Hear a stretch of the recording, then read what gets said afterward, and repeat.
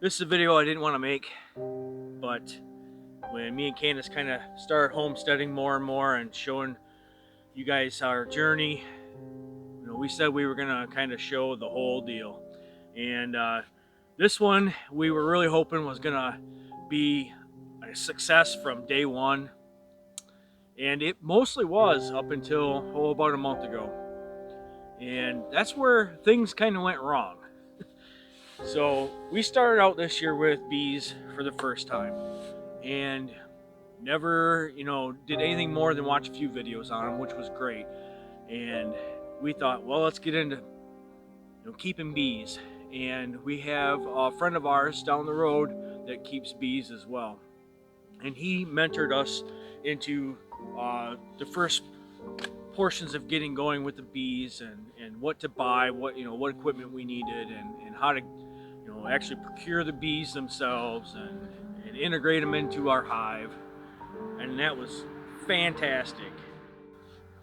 So with keeping bees, it's a little bit more than just throw them in the box and see how they do. And in the fall, you open it up and there's all this glorious honey, and you just you just take all that and say, bye bees, we'll see you next spring. A little bit more to it than that. And I think I failed these bees. I did not do enough homework and preparation to keep them through the winter. And I believe I failed these bees. These bees did not kill themselves. I killed these bees.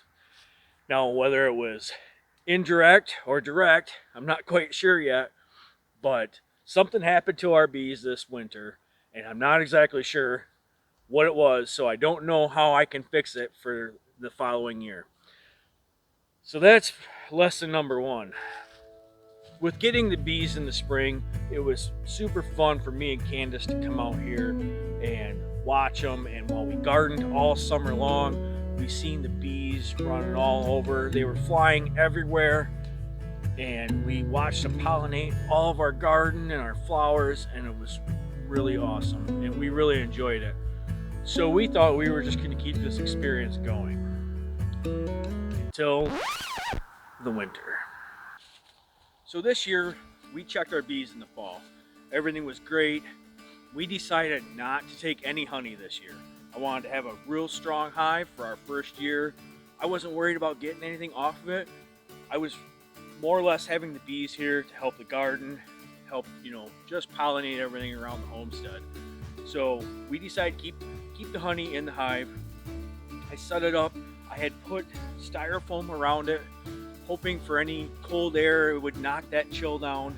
I built this small berm here with brush behind it from the north, so any north wind, wouldn't be too aggressive on the hive.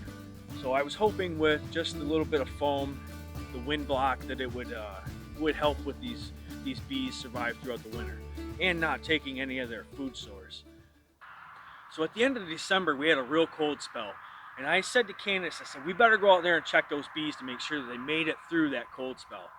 And we did. We came out here, I opened the top up, and I just opened the very top and looked in, and there were bees in there. They were flying all around. They were huddled up in the middle. I was hoping they were protecting Queen and keeping everything warm in there for her.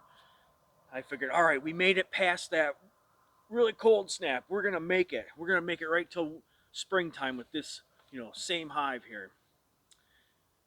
And then a few weeks went by. It was warmer. It was a little bit colder a few days.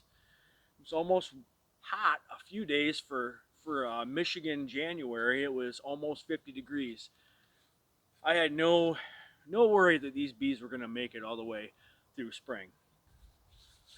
So about a week ago, me and Candace were outside and we were enjoying the nice day, and I decided, hey, let's go check those bees one more time. So I came over here, I opened up the top, and there was nothing. No buzzing, no bees coming out, and I think my worst fear surfaced, and all my bees had died. So we decided to take the hive down and take it apart and see if we could figure out what was going on there. We had treated for mites. We had wrapped it with styrofoam to keep some of the heat in. We didn't know what was going on. So as we went through here, I was just kind of cleaning dead bees out, inspecting the hives, inspecting the frames, seeing if I could see what was going on. And I'm not exactly sure. So maybe you guys can tell us, if you see some telltale signs of why this hive declined so fast. I'm not sure if it was a moisture related issue. I did take some bees and keep them aside. I'm going to look at them under a microscope and see if I can see any mites in there, and maybe that was the reason. Maybe I didn't treat aggressively enough for varroa.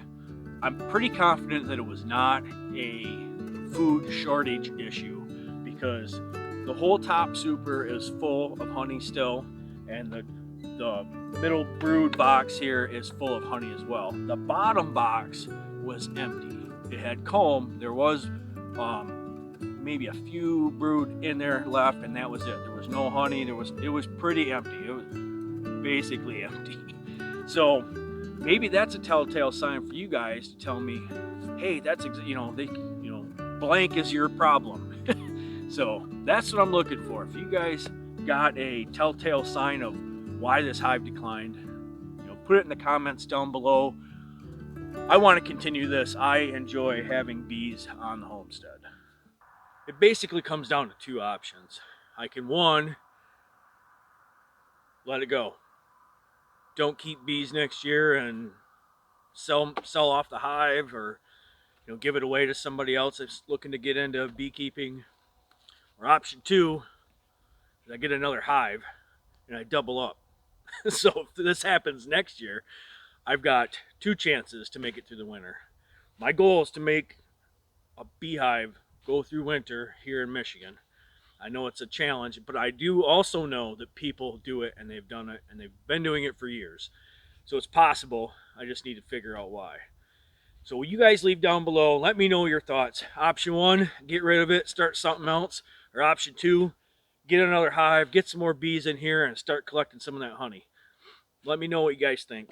Lastly, we do have honey in the super and honey in the box below. And what I'm going to do is, I believe I'm going to harvest the honey in the honey super and leave the other box in case I do decide to get bees again next year. If I do get them in the spring, then they'll have a basically move-in ready, furnished apartment ready to go. They've got two boxes full. One's got honey in it already. The other one's full of comb, and they can just move in and start living. Or if I don't decide to go that route and I decide to not get bees next year, I can always take the other box full of honey and process it and use it later. So that's where I'm at, guys. Appreciate you watching. Appreciate you following along. And I appreciate any help and comments you guys got for me on this one. All right. We'll catch you on the next one.